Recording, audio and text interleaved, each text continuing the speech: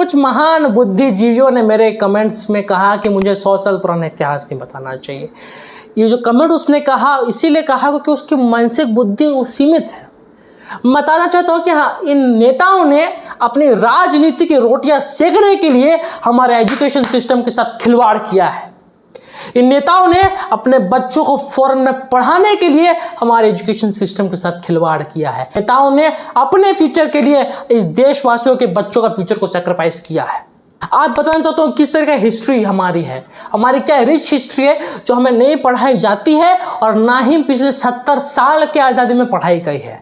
हमें किसी ने उधम सिंह के बारे में नहीं पढ़ाया जिन्होंने माइकल ओडायर के असैसिनेशन किया था, क्योंकि पंजाब का लेफ्टिनेंट गवर्नर था जब जलियांवाला बाग हुआ था और उधम सिंह को फांसी दे दी गई थी। ये किसी ने नहीं बताया। हमें किसी ने रानी गैदुलू के बारे में ये नहीं बताया कि किस तरह उन्होंने 16 साल की उम्र में ब्रिटिश एम्पायर के खिलाफ प्रोटेस्ट किया था और वो 14 साल तक जेल थी। जिस समय तुम घूम रहे थे जवानी के चस्के में, उन्होंने अपना जीवन भारत को समर्पित कर दिया, जेल में बिता दिया। कोई नहीं बताएगा।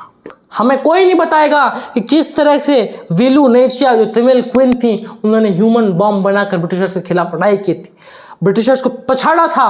किसी ने नहीं बताएगा। हमें कोई नहीं बताएगा वीरांगना रानी दुर्गावती के बारे में जिन्होंने आसफ खान को पछाड़ दिया था, उन्हें भगा दिया था और जब उनकी मौत पर आई उन्होंने मरना स्वीकार किया पर देश से गद्दारी स्वीकार नहीं की। आपके हिस्ट्री बुक्स में नहीं पढ़ाया जाएगा क्योंकि कोई हमें चाणक्य के बारे में नहीं पढ़ाएगा, कोई हमें चंद्रगुप्त मौर्य के बारे में नहीं पढ़ाया जाएगा कि उससे हमारा इतिहास उभर जाएगा और इनकी राजनीति की रोटियां नहीं सेकाएगी।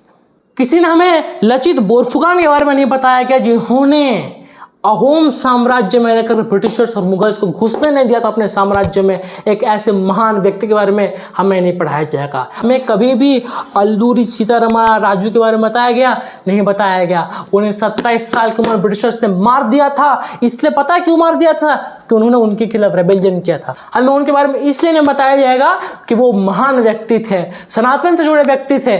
हमें कभी बताया नहीं जाएगा कि किस तरीके से छत्रपति संभाजी महाराज ने अपना जीवन व्यतीत किया, छत्रपति शिवाजी महाराज ने अपना जीवन व्यतीत किया, पर छावा मूवी में दिखा दिया गया। लेकिन औरंगजेब के बारे में पढ़ाया गया, लोधी डायनेस्टी, चाइनीज डायनेस्टी, हमारा ह्यूंग डायनेस्टी, हमारे इजिप्शियन सिविलाइजेशन, हमारे जो तो सिविलाइजेशन डायनेस्टी मुगल्स के बारे में पढ़ाया गया। अरे क्या करूँगा पढ़ के? अगर अपना इतिहास बच्चों को पढ़ाते तो आज वो इतने समझदार होते कि अपना डिसीजन ले पाते, अपने राजाओं के एज इज जस्ट नंबर के मैसेज को समझ पाते। संभाजी महाराज ने, छत्रपति शिवाजी महाराज ने मेरी उम्र में कितने किलो पर राज कर दिया था।